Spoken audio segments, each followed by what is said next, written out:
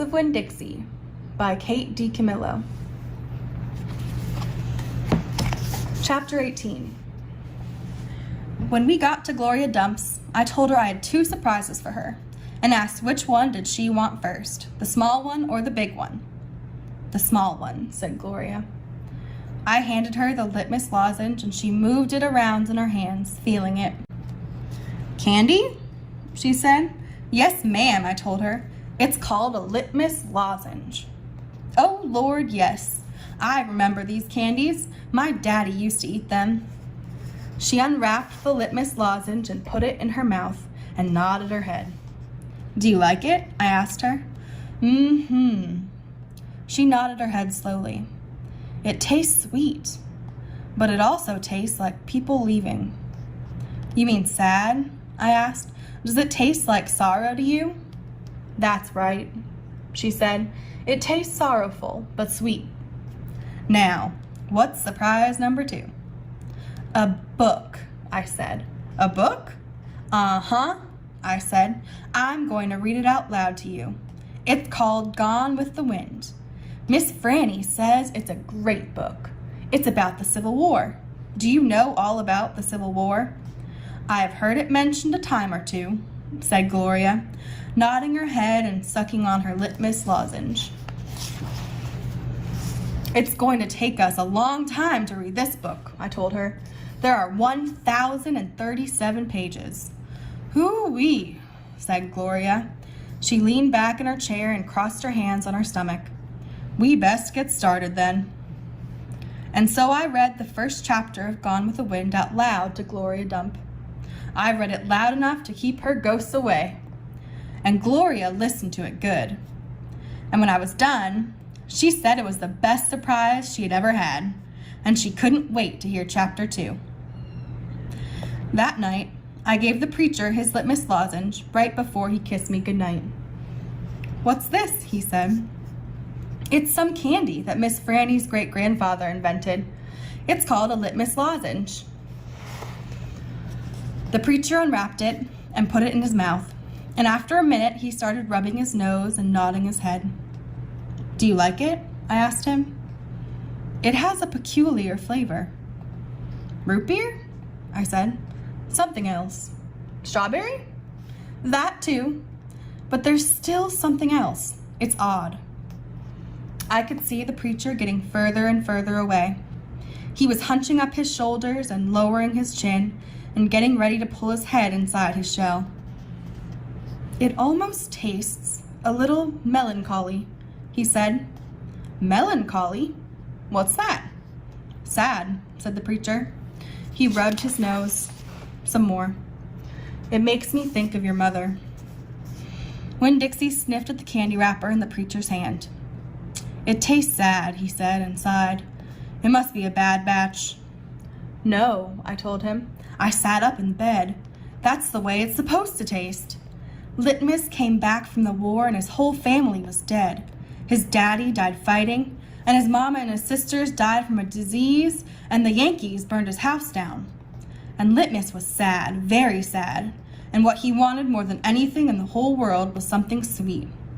So he built a candy factory and made litmus lozenges, and he put all the sad he was feeling into the candy. My goodness, said the preacher.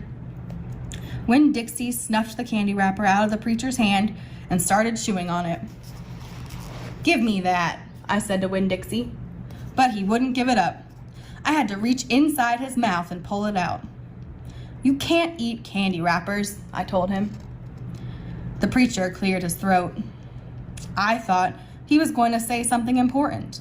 Maybe tell me another thing that he remembered about my mama. But what he said was, Opal, I had a talk with Mrs. Dewberry the other day. She said that Stevie says that you called him a bald-headed baby. It's true, I said. I did. But he calls Gloria Dump a witch all the time, and he calls Otis retarded. And once he even said that his mama said I shouldn't spend all my time with old ladies. That's what he said. I think you should apologize, said the preacher. Me? I said. Yes, he said. You. You tell Stevie you're sorry if you said anything that hurt his feelings. I'm sure he just wants to be your friend." "I don't think so," I told him. "I don't think he wants to be my friend."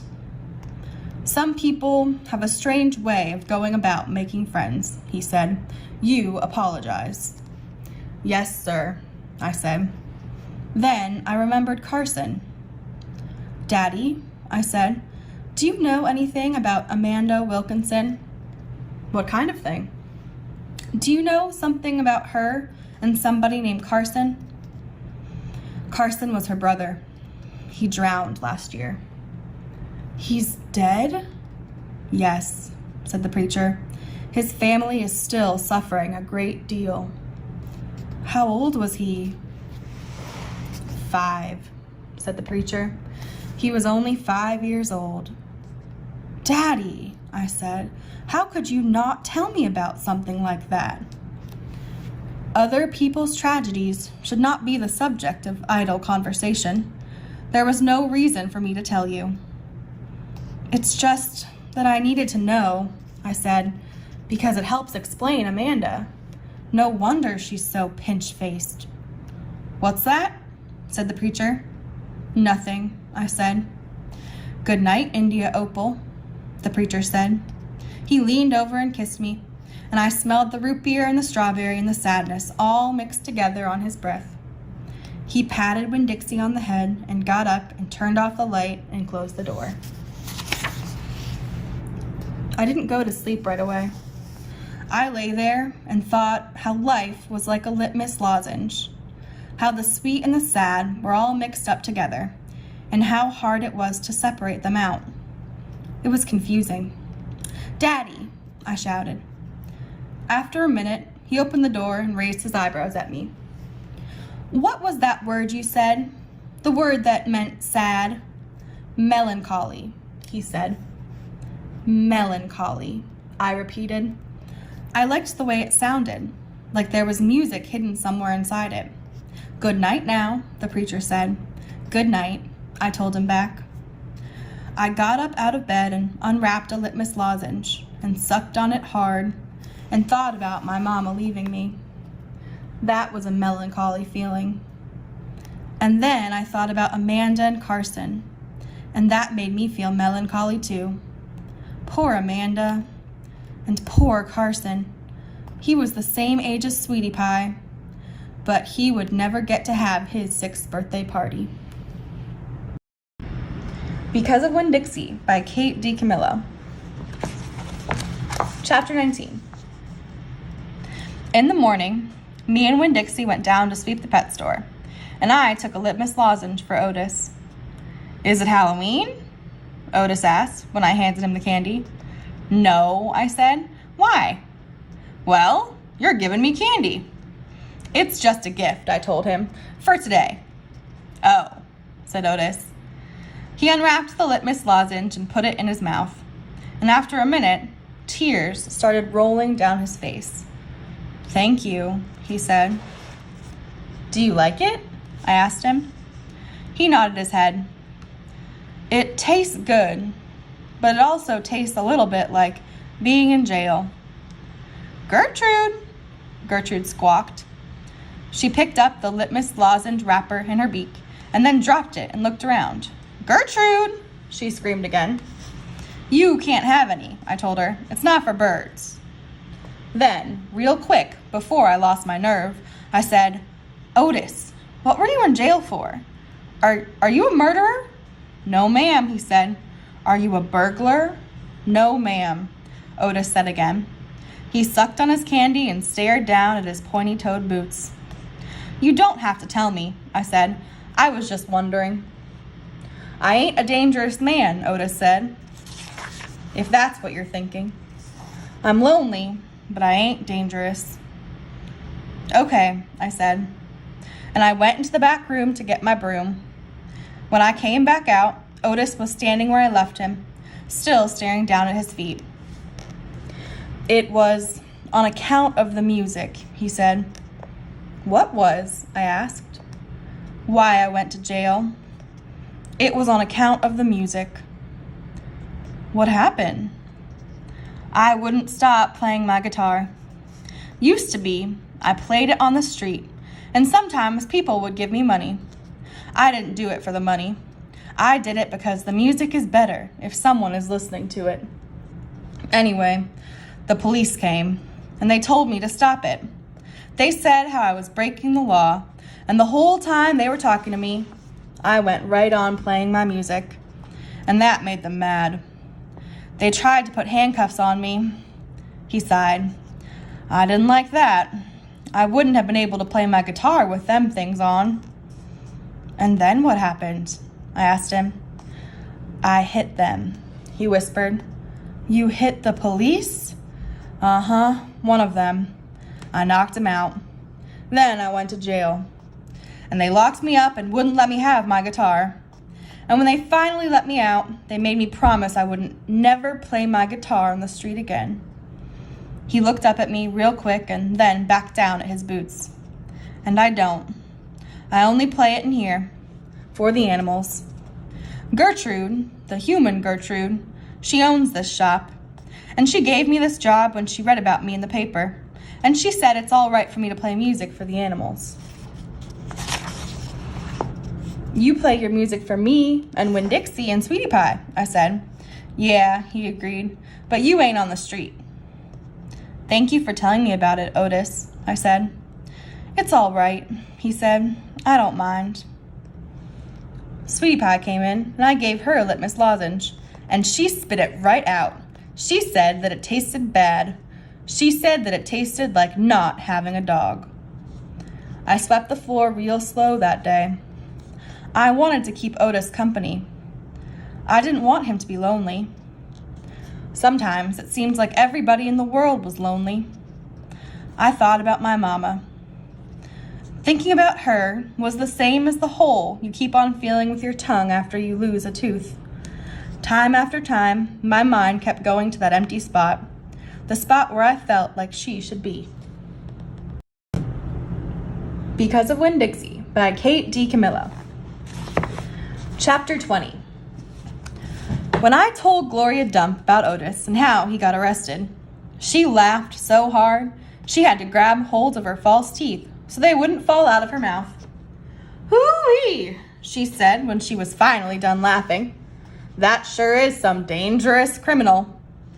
He's a lonely man, I told her. He just wants to play his music for somebody. Gloria wiped her eyes with the hem of her dress. I know it, sugar, she said, but sometimes things are so sad, they get to be funny. You know what else? I said, still thinking about sad things. That girl I told you about, the pinch-faced one, Amanda? Well, her brother drowned last year. He was only 5 years old, the same age as Sweetie Pie Thomas. Gloria stopped smiling. She nodded her head. I remember hearing about that, she said. I remember hearing about a little drowned boy. That's why Amanda is so pinch-faced, I said. She misses her brother. Most likely, Gloria agreed. Do you think everybody misses somebody? Like I miss my mama? Mm-hmm, said Gloria. She closed her eyes. I believe, sometimes, that the whole world has an aching heart. I couldn't stand to think about sad things that couldn't be helped anymore. So I said, do you want to hear some more Gone with the Wind? Yes, indeed, Gloria said. I've been looking forward to it all day. Let's see what Miss Scarlet is up to now. I opened up Gone with the Wind and started to read. But the whole time, I was thinking about Otis, worrying about him not being allowed to play his guitar for people. In the book, Scarlet was looking forward to going to a big barbecue where there was going to be music and food. That's how I got the idea. That's what we need to do, I said. I slammed the book shut. Winn Dixie's head shot up from underneath Gloria's chair. He looked around all nervous-like. Huh? Said Gloria Dump. Have a party, I told her. We need to have a party and invite Miss Franny Block and the preacher and Otis can play his guitar for everybody. Sweetie Pie can come too. She listens to his music good." "We who?" Gloria asked. "We, me and you. We can make some food and have the party right here in your yard." Said Gloria Dump. "We could make peanut butter sandwiches and cut them up in triangles to make them look fancy." "Lord," said Gloria Dump, "I don't know if the whole world likes peanut butter as much as you and me and this dog." "Okay then," I said, "we can make egg salad sandwiches. Adults like those." "You know how to make egg salad?" "No, ma'am," I said. "I don't have a mama around to teach me things like that. But I bet you know. I bet you could teach me. Please?" "Maybe," said Gloria Dump. She put her hand on Winn-Dixie's head. She smiled at me. I knew she was telling me yes. "Thank you," I said. I went over and hugged her. I squeezed her hard. Winn-Dixie wagged his tail and tried to get in between the two of us. He couldn't stand being left out of anything. "It's going to be the best party ever," I told Gloria. "You got to make me one promise, though," Gloria said. "All right," I told her. "You got to invite them Dewberry boys." "Dunlap and Stevie?" "Ain't gonna be no party unless you invite them." "I have to?" "Yes," said Gloria Dump. "You promise me." "I promise," I said. I didn't like the idea, but I promised. I started inviting people right away. I asked the preacher first. "Daddy," I said. "Opal," the preacher said back. "Daddy, me and Winn-Dixie and Gloria Dump are having a party." "Well," said the preacher, "that's nice. You have a good time." "Daddy," I said, "I'm telling you because you're invited." "Oh," said the preacher. He rubbed his nose. "I see." "Can you come?" I asked him. He sighed. "I don't see why not," he said.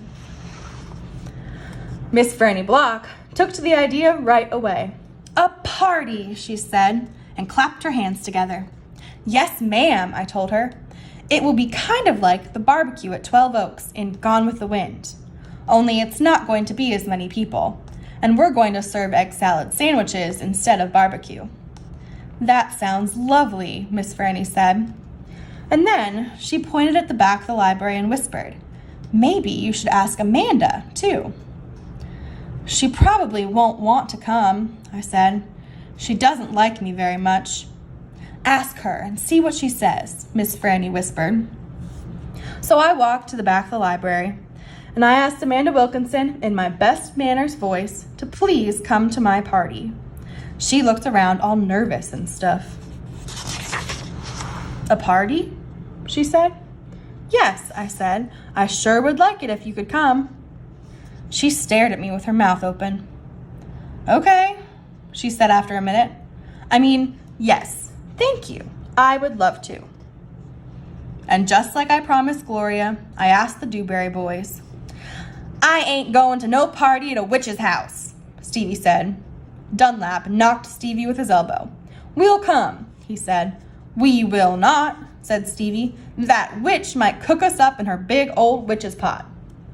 "I don't care if you come or not," I told them. "I'm just asking because I promised I would." "We'll be there," said Dunlap, and he nodded at me and smiled.